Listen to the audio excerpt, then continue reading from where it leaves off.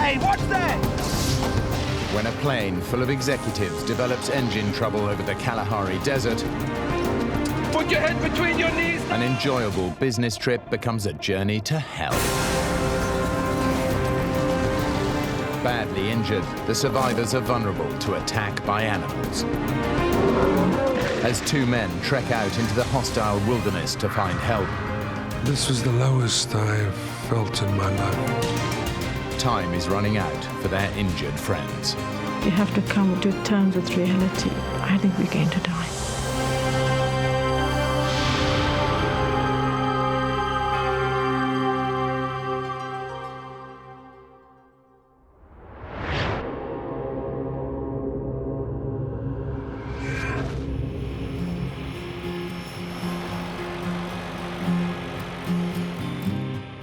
Carl Duplessis is executive director of a thriving courier company in South Africa.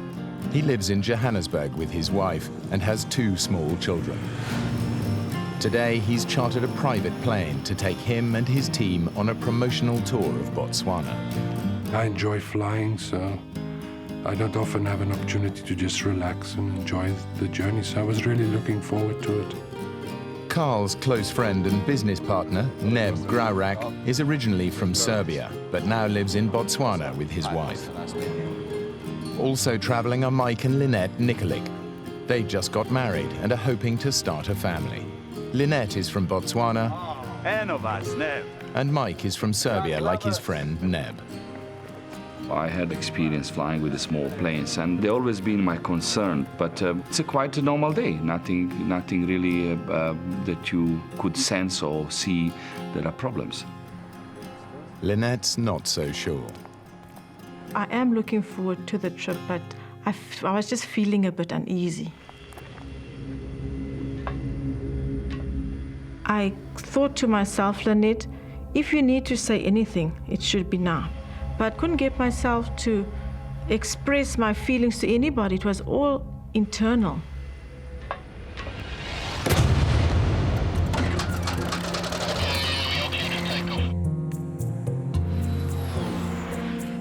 These entrepreneurs are used to the advantages that come with success. Today, their chartered plane is taking them from the capital of Botswana, Gaborone, to the small town of Maun, 600 miles away. It's a 2-hour flight which will take them across the vast expanse of the Kalahari, the desert whose very name means the great thirst. Guys, help yourself to some soft drinks in one of those coolers. And where's the champagne, caviar? We're having fun. I'm sitting next to the pilot and I'm really enjoying the flight. And behind me, Neb, Mike and Lynette's just talking. So it was quite a jovial atmosphere. An hour and a half into the flight, Lynette is still uneasy. For some reason, I was becoming claustrophobic. I'm not enjoying my flight. I'm looking out and wondering and looking. Don't worry. You take a big plane back, huh?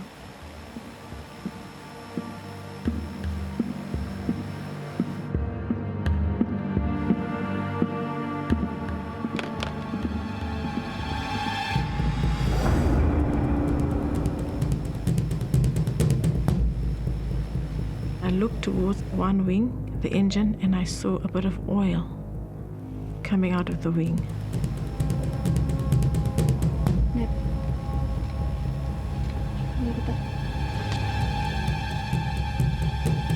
Costa, What? there's oil coming from the engine. First of all, there were drops, and then it becomes a proper brownish line. Pilot Costa Macandonatis tries to reassure the passengers. It's nothing serious. Just sit back, keep your safety belts on. Without oil, the engine will seize up and could catch fire. Costa has no choice. Hey, what's that? Mike. It's just a precaution. I had to shut off the port engine. The plane should be able to fly on one engine. But in the African heat, the air is thin, and with a full passenger load, it begins to lose altitude. We need to make a precautionary landing. Costa radios the control tower to get his coordinates so he can find a landing strip nearby. What are they saying? You can't pick us up on the radar. Just look for a landing strip. There's nothing out here. You've got to keep on flying. I'm losing altitude. I can't. Gaborone requesting our position. Their only lifeline is the radio. Gaborone? Gaborone. Damn! Lost radio contact.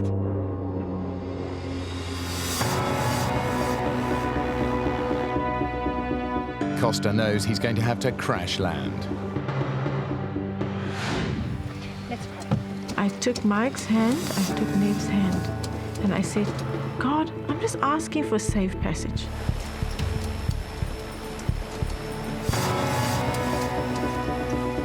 All I know that I have maybe a minute or a minute and a half to live, and I'm just worried about my children. I remember elephants running in a panic because of the aeroplane coming. I just saw the earth coming closer and closer and closer. I know that air crashes, you really don't survive. Put your head between your knees now!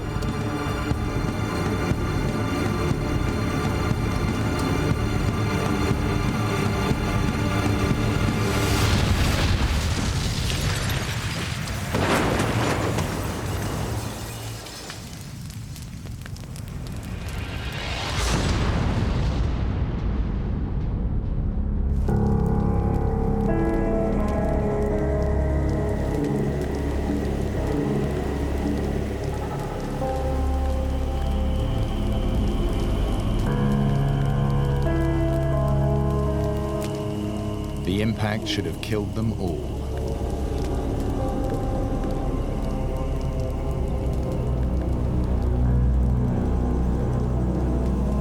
I'm still alive.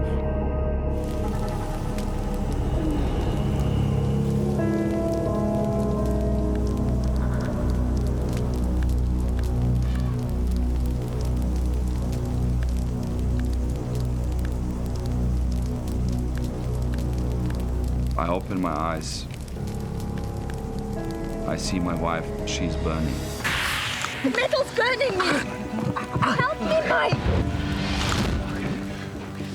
When I touch the belt to unbuckle her, I realize it's very hot and I burn myself now. The plane's leaking fuel tanks could explode at any moment. We need to get out of that as quick as possible.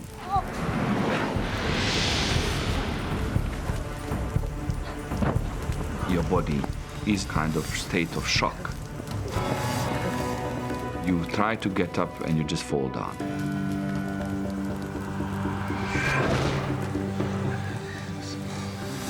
Guys, where's Ned? We realize, but there is no name. Where's Ned? It's in the plane. Ned, there. Still in the plane. Let's get it. We are panicking because we don't know how fast the aircraft's going to burn. Are you okay? Get him out. Careful, shoulder up. Ned, please. Is this doing? I don't know. Ned, talk to me.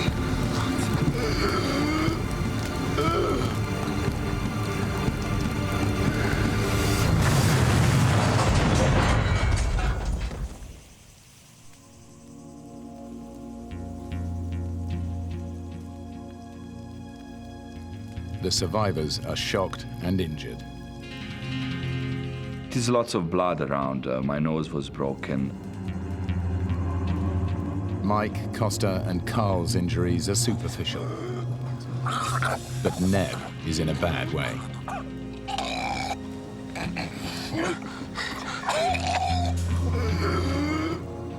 The pain was unbearable because, particularly of the ribs. Just breathe. Just breathe. Just breathe. And I actually couldn't breathe. Lift me up. Lift me up. Okay, I've got you. I've got you. I've got you. Let's take him to the tree. Over there. Neb has punctured his lung. He has to prop himself up in order to breathe. I couldn't lie down. I had to stand most of the time. And I was hugging the tree. Lynette sustained multiple injuries in the crash. She has damaged her spine. I couldn't move. I couldn't move my legs. As soon as I tried to lift myself up, for some reason I would feel dizzy and then I'll be forced to lie down. And her left arm has been so badly burned that the nerves have been destroyed.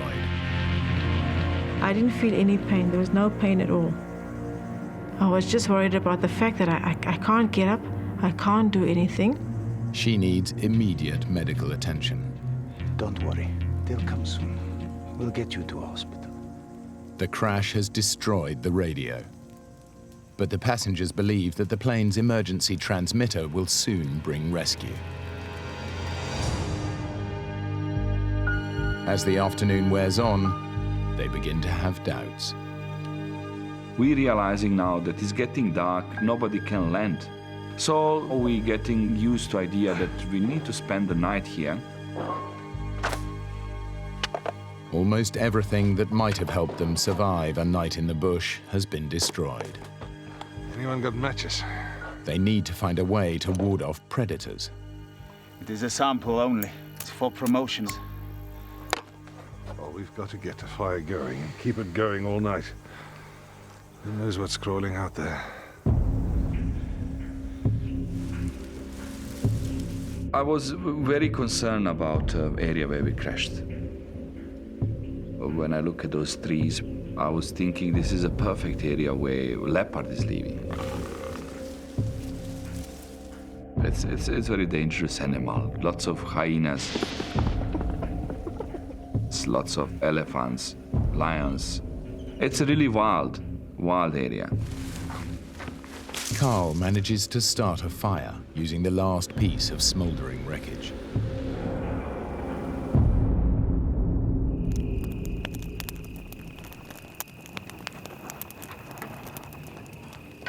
The pilot and the executives prepare themselves for a terrifying night in the bush. They know it's a dangerous time. Lion, leopard, and hyena are out hunting, on the lookout for weak, vulnerable, or injured prey. I can hear things move around in the forest, and I'm scared. There's a totally alien environment.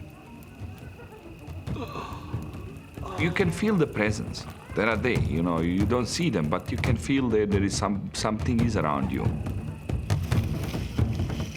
The only thing that keeps them going through the night is the knowledge that they will be rescued in the morning.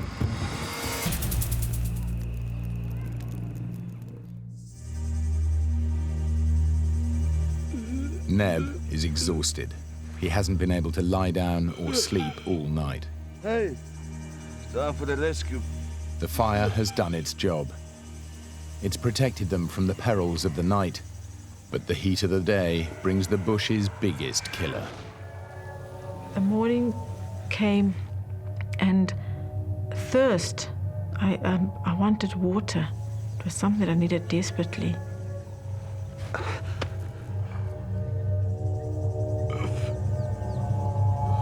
The thirst is unbearable. Your mouth is so dry that you can even feel the pain in your mouth, in your tongue. They can find no water, so they take advantage of a fleeting source of moisture. Dew.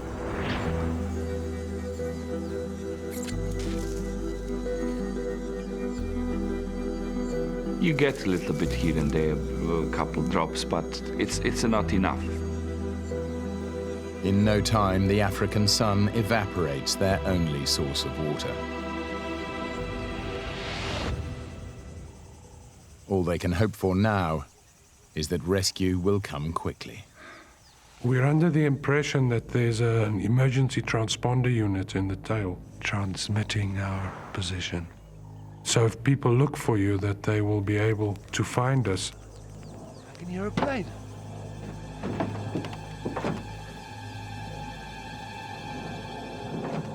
Over there. Over here! Help! Over here! Ah! Let's make some smoke! Over here! This way! Help! Over here! Help! Over here!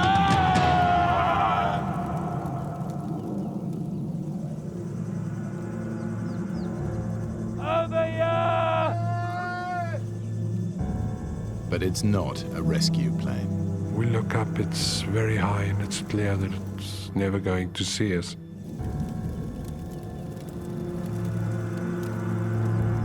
Carl can't understand why the emergency transmitter hasn't brought rescue. If you check if it's transmitting. Emergency transmitters are compulsory in Botswana. You have transponder, right? It's not compulsory.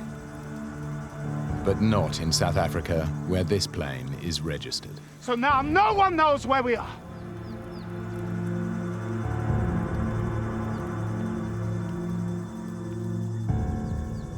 We're realizing now that things are not so straightforward as we thought. What is going on? They'll be here soon. Their only hope is that planes will search the flight path and spot the wreckage. But as the morning drags on, there is still no sign of rescue. I find it very strange that nobody's looking for us. And what goes through my mind is this absolute feeling of being stranded, of being just total desolation. Realizing that time is running out for Neb and Lynette, Carl decides he's got to do something. At this stage, I make a decision that I'm going to walk, to go and look for assistance. Mike. Costa.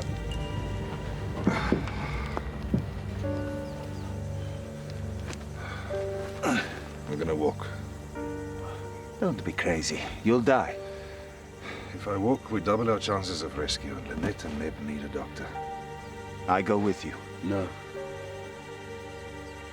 I'm not injured. I'll go. Be safer with the two of us. Costa has calculated that they've crashed about 150 kilometers south of Maun. So when do we leave? I think the sooner the better. I think it's quite easy to walk 5 kilometers an hour. If I walk 8 hours a day, I can walk 40 kilometers a day. I can walk to Maun in 4 days. You thought that you are not going to see him again, Yes. because you are not going to be alive. These are obviously enormously emotional situations. The decision to walk is not an easy decision to make. Will the people that are staying behind, will they cope without Costa and I? I'm worried that they don't have water. I'm worried whether Mike can take care of both his wife and Neb. But it's the decision that I've made, so I decided to just go with my decision. And Costa and I set off. They set out and we said bye-bye to them. I felt very vulnerable again because now I felt that I couldn't help in any way. I was just lying there, and it wasn't my nature to feel helpless.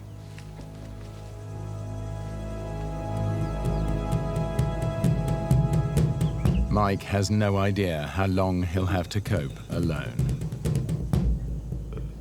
If I collapsed, then things can go bad. Mike was my lifeline. It was very frightening because now I felt this is getting very serious.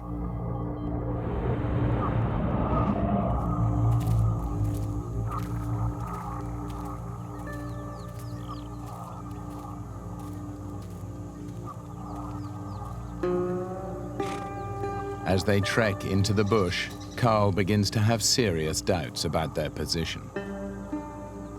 I'm asking Costa all the time, where are we? Where are you? Are you sure where we are? About 150 k's south of Nana, correct? Keep going due north. We'll be fine. I have my doubts about this simply from the point of view as to why no planes have come to look for us. I don't believe that he knows where we are. At this stage, Carl has no alternative but to accept Costa's word and walk north. But Carl and Costa are taking a huge risk. They have no experience of bush survival, and if they don't make it, neither will the others. By midday, the temperature at the crash site has risen to over 40 degrees. Mike, Lynette and Neb have had nothing but dew to drink for over 20 hours. Lynette's condition is deteriorating rapidly, and she's desperate for water. My throat is burning. I don't have energy. I mean, it's like completely dry. From my throat right into my tummy, it's dry, and it just needs some sort of moisture water. Lynette is more thirsty than the others because she's losing moisture through her burned flesh. Her only chance is that Carl and Costa will bring help soon. But as they continue walking through the bush, it becomes increasingly impenetrable. Walking through the bush is turning out to be extremely difficult. You have thorns sticking into your clothes all the time. But then they stumble across a solution. Costa, over here, quick!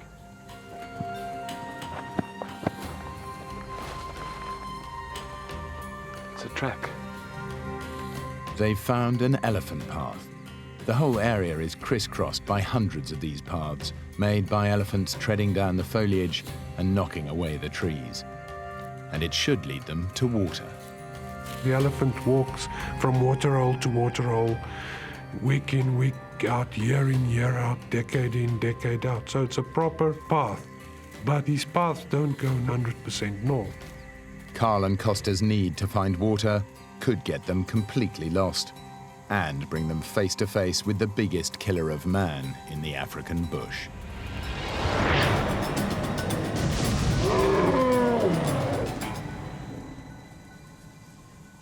Plane crash survivors Carl and Costa have made the risky decision to leave their injured friends behind and trek out into the African wilderness to find help. They've been following elephant paths for hours and are desperate for water. Costa, Costa, look. Right in front of us, next to the path, is a waterhole. It's just a really small, little, muddy waterhole.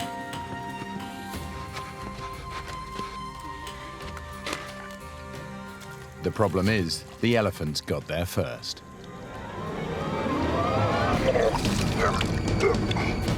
It smells awful. It tastes awful. It's full of excrement from the elephants, urine from the elephants. It's really foul. The water is a breeding ground for dangerous bacteria. This putrid liquid might give them dysentery, which could be fatal.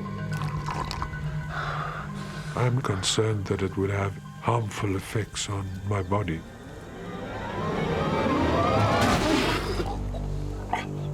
And yet, when you're thirsty, it's drinkable. Back at the crash site, Lynette, Neb and Mike are facing a similar dilemma. What came to my mind is to drink urine, so that is the something which will carry us alive. I was worried about kidneys, I was worried about dehydrating and things like that. There is nothing else we could do. But recycling their urine is a short-term solution. It will soon become poisonous. Facing another night in the African bush, their only hope is that Carl and Costa have reached safety and will bring rescue in the morning. We've now walked a whole day and we haven't come across any sign of people.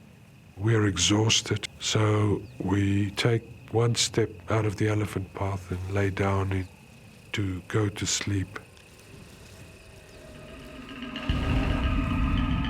What they don't realize is that they're blocking the path of a herd of elephants.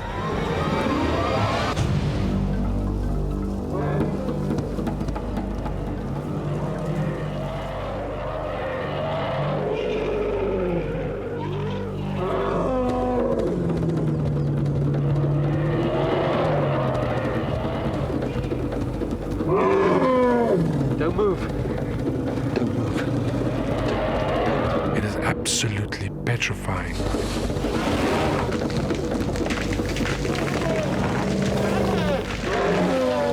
Costa's telling me not to move, but I'm unable to follow the instructions.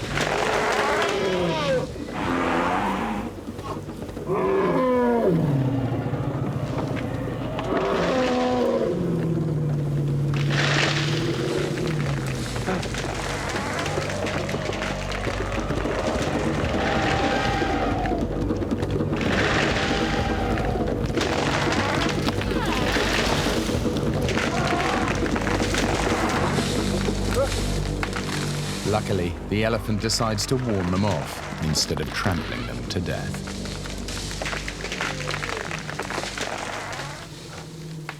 As night falls, the African bush has another surprise for them.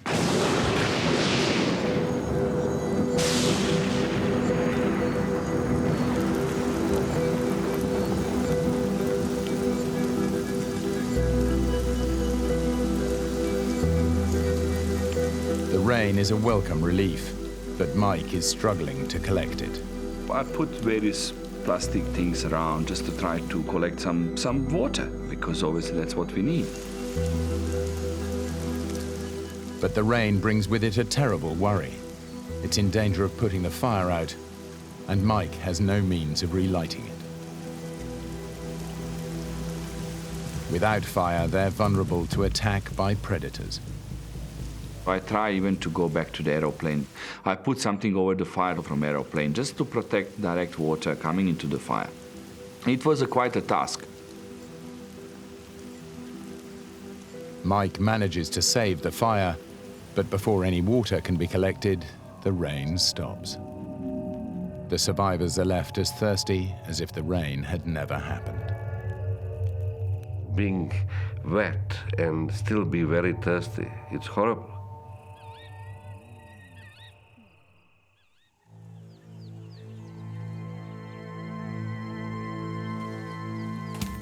Carl and Costa have survived another night in the bush, but Carl is increasingly worried that they're nowhere near to Maun.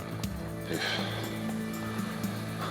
we are walking towards Maun, we should be directly under the flight path. Where's the planes? Costa and I discuss why we haven't seen any planes. We're heading the right way. But I just feel that we are, of course, because we haven't come across any sign of people. I didn't see a track of a car. I didn't see a piece of paper. Nothing. This is wilderness. So I feel that we might be way, way away from Maun. Carl's suspicions are correct. Their flight veered way off course and crashed 140 miles east of Maun in uninhabited bush, which is why they have seen no search planes. Although a massive rescue operation has been launched, it's scouring an area over 200 miles away, beneath the Gaborone to Maun flight path. Carl and Costa are walking north to nowhere. And time is running out for the survivors at the crash site. Things are getting worse and worse. Lynette is now getting more seriously sick. Sometimes she loses herself for 10-15 minutes, doesn't know what's happening. And I vaguely remember him raising his voice. He said, we're going to live long, we're going to have children, you know, everything will be fine, we'll be happy. Mike is also struggling to look after Neb, who's had to stand up for 3 days and nights just to be able to breathe. Sleep deprivation and chronic dehydration are weakening Neb's grip on reality. Thoughts about snakes, hyenas, putting you into panic mode. Neb is panicking. He wants to go now. No. Mike was trying to advise me not to go. It's too dangerous out there. I'll go on my own. I can't leave Lynette. She can't move. Sometimes you have this fix in your brain, you want to do it. Mike thinks he'll never see his friend again, but there's absolutely nothing he can do.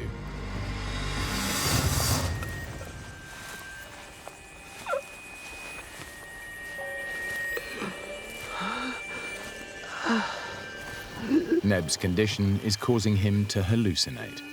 I wanted to find village with the people who will just pull us and rescue us.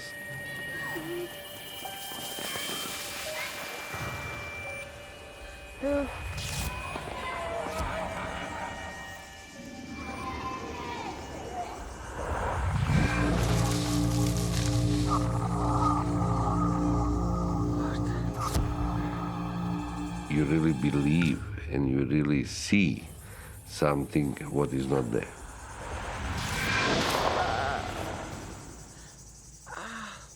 The moment when you see there is nothing there, that is a big disappointment.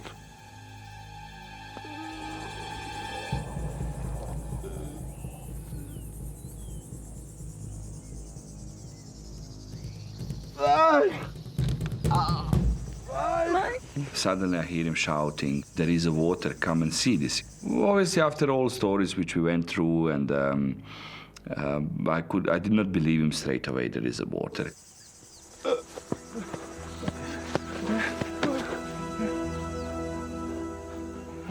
But this time, it really is water.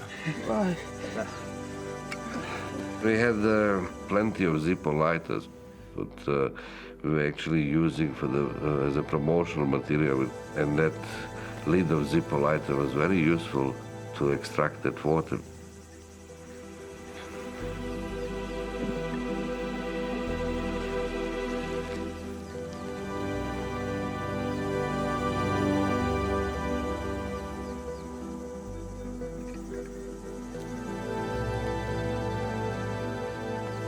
Funny enough, more I give them, they need more water. They put lots of pressure on me. They need the water now. Now or they're dying.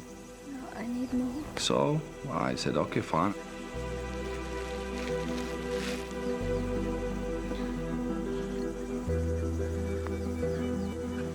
These few sips are barely enough to see them through the night.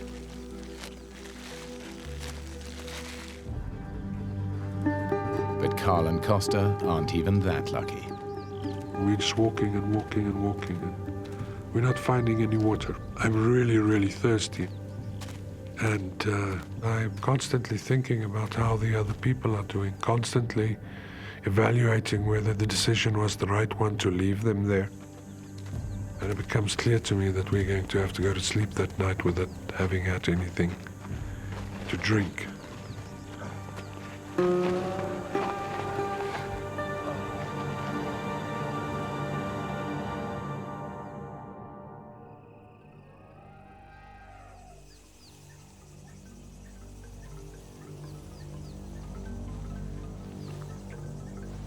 I woke up in the morning and I was aware that something was irritating my left hand.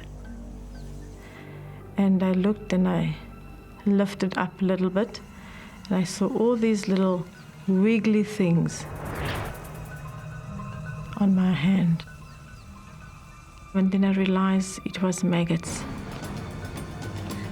I tried to clean the maggots out with my fingers, try to clean the wounds, because I thought it's a very bad thing what happening. Mike doesn't realize that the maggots are helping to cleanse Lynette's rotting wounds. For him, they're proof that he's powerless against the wildlife of the bush. Even a little bit of control and hope is going away. You start doubting, where is Carl and Costa? Why they're not coming? The whole world has forgotten us. After 3 days of walking in the blistering heat, Carl and Costa have still seen no sign of human habitation, and they're completely disoriented. Mentally, this whole thing is starting to take its toll.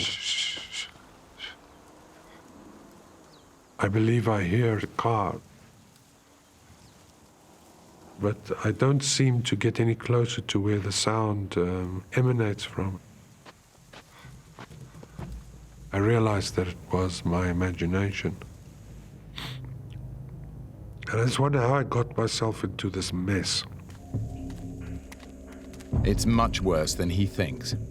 Not only are they hopelessly lost, but because they've been following the elephant paths, their route has zigzagged.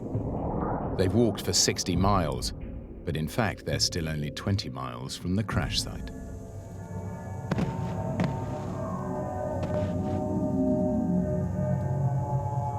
I'm older than Costa, so I think I'm mentally stronger, even if I'm not physically stronger. All my life I've been taught to be stoic. I realize that Costas and I have only ourselves to extricate ourselves from this situation. There's no alternative. You know, I have children, responsibilities that I have to take care of. I can't perish in Botswana. Can't do it. But I'm wondering for how long I can actually walk, keep it up like this.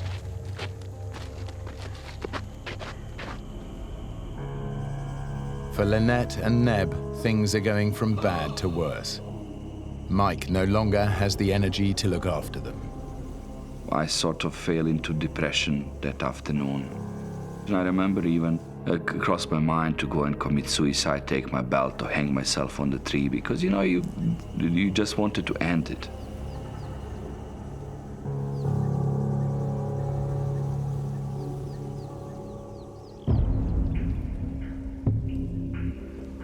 Carl and Costa are now dangerously dehydrated. The most important thing in the world now is just to have something to drink. My lips are dry, my inside of my mouth is dry, my whole body just cries out for water. At around 12, we approach the water hole. I sort of go across the lip. There's no water. There's just no water. And I think that's when you can just sit down and cry.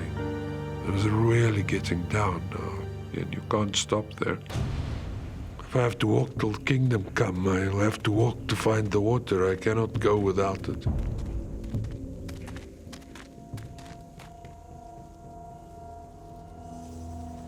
Mike, convinced that rescue is never going to come, decides to make preparations for death.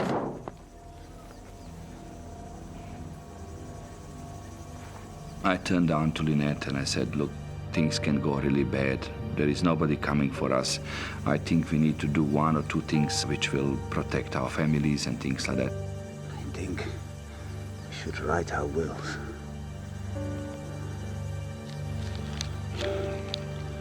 So we took one of my credit card slips and eyebrow liner, and then we wrote the last will and testimony.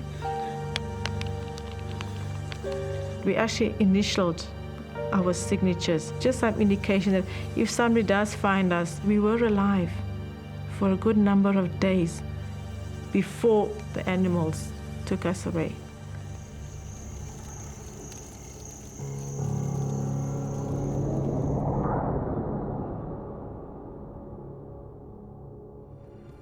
After a team of business executives crashed in the African bush, survivors Carl and Costa set off into the wilderness to get help for their injured colleagues.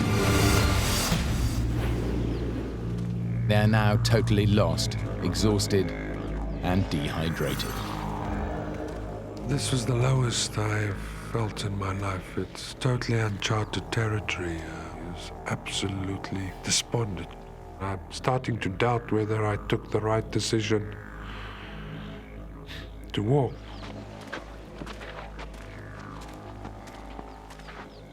The path reaches the choice either to go left or right. Left or right? At this stage, I don't really think it really matters if we go left or right. What difference does it make? He doesn't realize that this is a life or death decision. Right.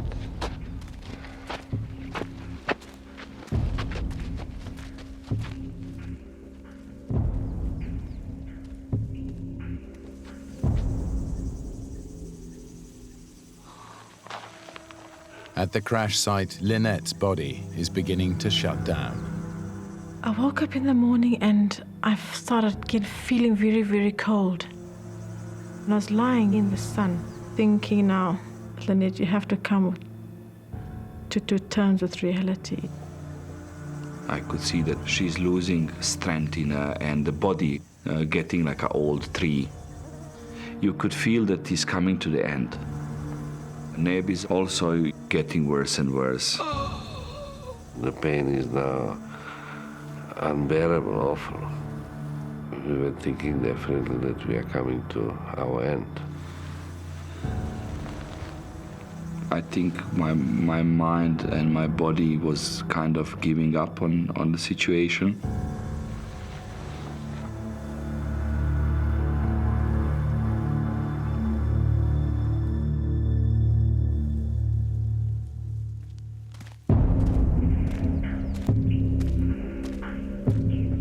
Carl has also lost hope and no longer trusts his own judgment. As I walk along, I saw a straight line protruding from the trees. I immediately banished it from my brain, as I know there are no perfectly straight lines in nature, and I just don't feel like being disappointed again. I'm sure that I'm imagining it.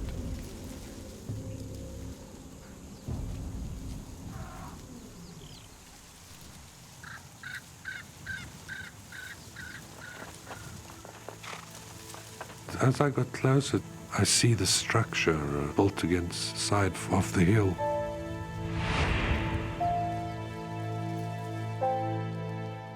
It's a hunting lodge, the only building for over 30 miles in any direction.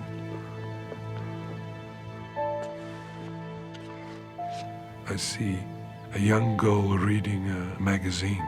I'm sorry. I didn't mean to frighten you. It's quite a surrealistic experience. My name is Carl du Plessis. We were in a plane accident. Can you please radio for help? Without even asking, I just took a bottle of juice. And while I was drinking, I'm really worried about the people. Back at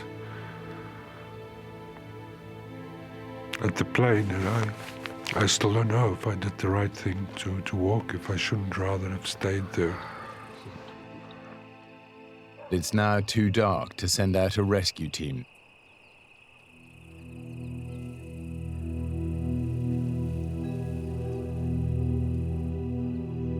It is difficult looking at the partner that dying.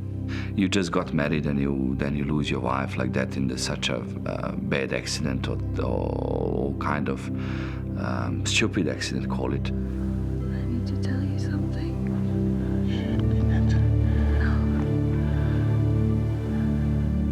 I said, I love you very much, and I honor you, and whatever happens in your life, my blessings, and I know that, you will find love again.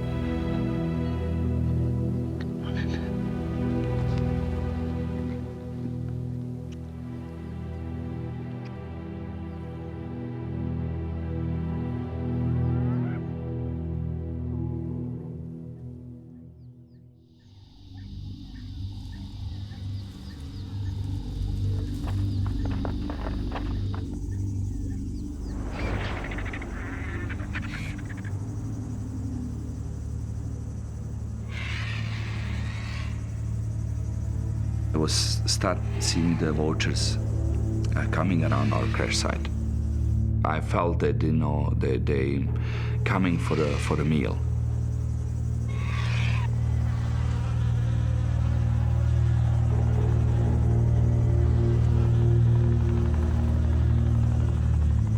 Mike.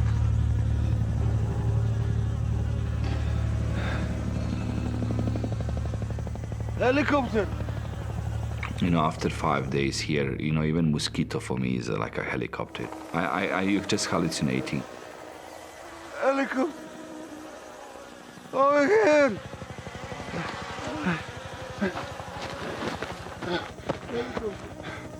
We need to make smoke. Put everything on the fire. Ah!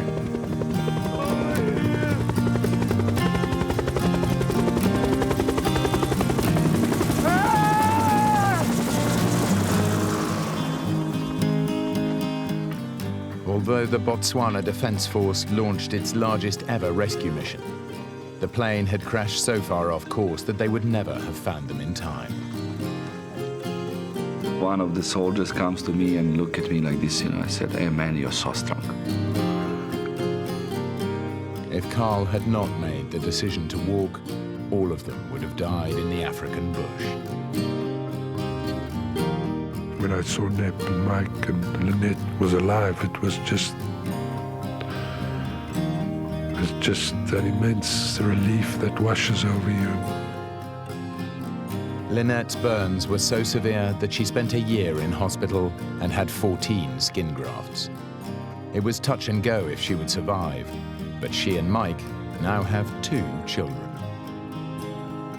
Neb made a full recovery and still lives and works in Botswana. Carl survived to watch his children grow up.